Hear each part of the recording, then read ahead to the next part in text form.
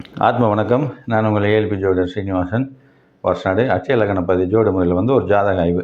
இந்த வாய்ப்பில் எனது குருநாதர் திரு பொதுவுடைமுத்தி ஐயா அவர்களுக்கும் அனைத்து ஆசிரியர்களுக்கும் கொடான கூடிய நன்றிகள் கூறி இந்த ஜாதக ஆய்வை பார்ப்போம். இந்த ஜாதகர் பார்த்திங்கன்னா, இது ஒரு ஆணோட ஜாதகம். இவர் சென்ட்ரல் கவர்மெண்ட் ஒர்க்கு பார்த்துட்டு இருந்திருக்காரு. திடீர்னு அவருக்கு சில பிரச்சனைகளில் அந்த வேலையை விட்டு அவங்க வெளியே வர்ற மாதிரி ஒரு சூழல் ஏற்பட்டுச்சு.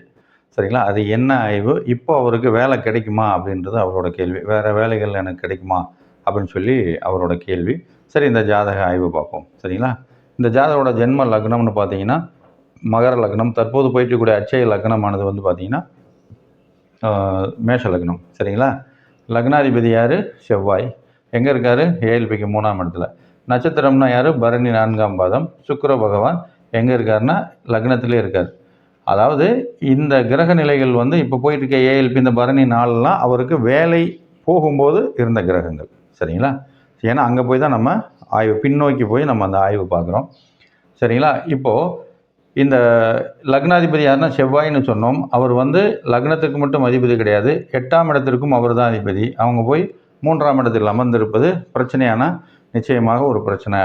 ஏன்னு கேட்டிங்கன்னா, இந்த 8ன்றது ஜாதகருக்கு ஒரு தீராத பிரச்சனையை கொடுத்துரும். அது போய் எங்கே அமர்ந்திருக்கு? 3ஆம் இடத்துல. 3ன்னா எதை குறிக்கும்? டாக்குமெண்ட்ஸை குறிக்கும்.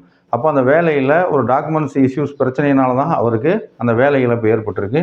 அதுவும் போய் அந்த 8ஆம் இடத்துல அமர்ந்திருப்பது ஒரு தீராத பிரச்சனையை கொடுத்து அவருக்கு ஒரு சிக்கலை ஏற்படுத்தியிருக்கு.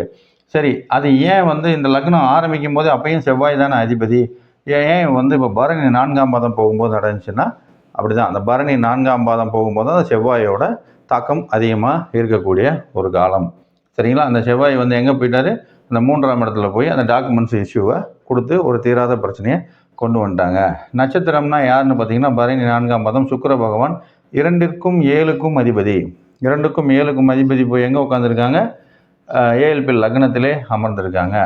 அப்போது இந்த 7ன்றது யாருன்னு கேட்டிங்கன்னா அந்த நண்பர்னு சொல்லலாம். இந்த நண்பருக்கான 7ஆம் இடத்துல போய் அந்த லக்னத்திலே போய் இந்த அமர்ந்திருக்காங்க.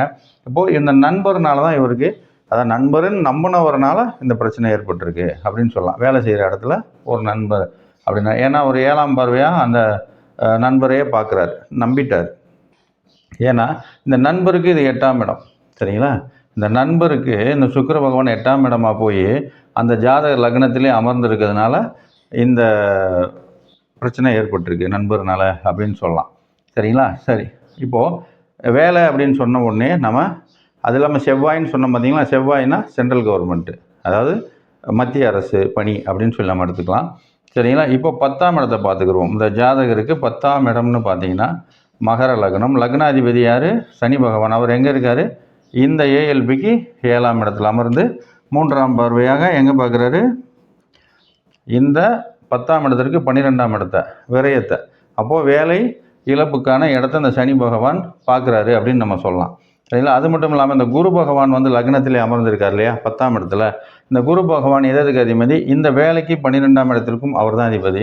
இந்த ஜாதகருக்கு 12ஆம் இடத்திற்கும் அவர் தான் அதிபதி. அப்போது விரயம், அந்த விரையாதிபதி, வேலைக்கான விரையாதிபதியும் அவர் தான், ஜாதகருக்கான விரையாதிபதியும் அவர் தான். அவர் லக்னத்திலே அமர்ந்திருப்பது அந்த பிரச்சனை இன்னும் கொஞ்சம் வீரியமாகியிருக்கு அப்படின்னு சொல்லலாம். அது மட்டும் இல்லாமல் ஏஎல்பி லக்னாதிபதி செவ்வாய் இருக்கு இல்லையா? செவ்வாயின்னு என்ன செய்யும்னா ஒரு ஆக்ரோஷமாக ஒரு முன்கோபம் வரும் அப்படின்னு சொல்லி செவ்வாயோட தன்மை அதுதான். அப்போது இந்த ஜாதகர் கொஞ்சம் பொறுமையை கையாளாமல், அதாவது அந்த அந்த பிரச்சனையில் சிக்கின பிறகுமே ஒரு கோபமாக வன்மமாகவும் பேசுனதுனால அவருக்கு அந்த வேலை இழப்பு ஏற்பட்டிருக்கு அப்படின்றத நம்ம இதன் மூலம் சொல்ல முடியும். அது மட்டும் இல்லாமல் இந்த 10ஆம் இடத்திற்கு 8ஆம் அதிபதி யாருன்னா சூரியன். அவரும் போய் எங்கே அமர்ந்திருக்காரு? இந்த 10ஆம் இடத்திற்கு 6ஆம் இடத்தில் அமர்ந்திருப்பது, அங்கிருந்த 7ஆம் பார்வையாக இந்த வேலைக்கு 12ஆம் இடத்தை பார்ப்பதும் அந்த வேலை இழப்பை ஏற்படுத்தியிருக்கு. எல்லாமே சேர்ந்து அந்த கிரக நிலைகள் அவருக்கு ஒரு பாதகமான பலனை ஏற்படுத்திடுச்சு அப்படின்னு சொல்லலாம். சரிங்களா? சரி, இப்போ அவருக்கு போயிட்டு இருக்கக்கூடிய ஏஎல்பி ஆனது பார்த்திங்கன்னா ரிஷப லக்னம். கார்த்திகை 3ஆம் பாதம் போயிட்டுருக்கு. லக்னாதிபதி யாருன்னா சுக்கிர பகவான். அவர் எங்கே இருக்காங்க? இந்த ஏஎல்பிக்கு, அதாவது இப்போ ரிஷபமாக போகும்போது ஏஎல்பிக்கு 12ஆம் இடத்துல சுக்கிர பகவான். அவர் 1க்கும் 6க்கும் அதிபதியான சுக்கிர பகவான் 12ல் இருப்பது. இப்போ வெளியூர் வெளிநாட்டில் போய் ஏதாவது ஒரு வேலைகளை சேர்ந்துக்கிட்டாங்கன்னா நல்லாயிருக்கும் அப்படின்றத நம்ம இதன் மூலம் சொல்ல முடியும். சரிங்களா? அப்போ 10ஆம் அதிபதி யாருன்னு பார்த்தீங்கன்னா கும்ப லக்னம். சனி பகவான் எங்கே இருக்காருன்னா அதே 6ஆம் இடத்துல. சரிங்களா?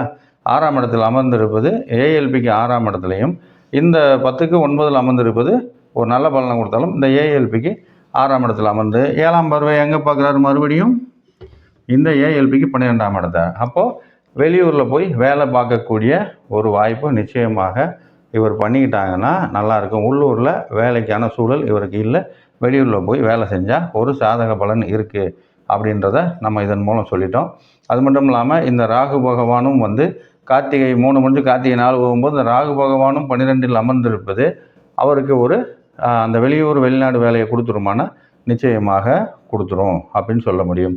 இந்த செவ்வாயும் பார்த்திங்கன்னா இந்த கார்த்திகை 3ஆம் பாதம் போகும்போது இந்த செவ்வாயும் என்ன செய்கிறாங்கன்னா 8ஆம் பார்வையாக இந்த வேலைக்கு 12ஆம் இடத்தை பார்ப்பது இவருக்கு எல்லா வகையிலையும் பார்த்திங்கன்னா இவர் வெளியூரில் போய் வேலை செய்கிறது தான் சரியான ஒரு சூழல் இந்த காலத்தில் அப்படின்றத நம்ம இப்போ சொல்லிட்டோம். இப்போ நடப்பில் இப்படி போயிட்டுருங்க. நீங்கள் உள்ளூரை விட்டுட்டு வெளியூரில் போய் வேலை பார்த்தீங்கன்னா இல்லாட்டி வெளிநாடு நிறுவனங்களில் போய் வேலை பார்த்தீங்கன்னா ஒரு சாதகமான சூழல் உங்களுக்கு அமையும் அப்படின்றத நம்ம அவர்கிட்ட தெளிவுபட சொல்லிட்டோம்.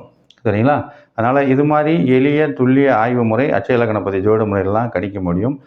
இதை எல்லாருமே கற்றுக்கிட்டு எளிமையாக பலன் சொல்லக்கூடிய சூழலை அட்சய லக்ன பദ്ധதி எங்கள் குடும்பத்தின் சார்பாக அதை ஏற்படுத்தி கொடுத்துருக்கோம். இதை விருப்பம் இருக்கிறவங்க 15 நாட்களில் இந்த வகுப்பை நீங்கள் கற்றுக்க முடியும். இந்த விருப்பம் இருக்கவங்க எங்களை தொடர்பு கொள்ளுங்கள். நீங்களும் கற்றுக்கிட்டு வெகு விரைவாக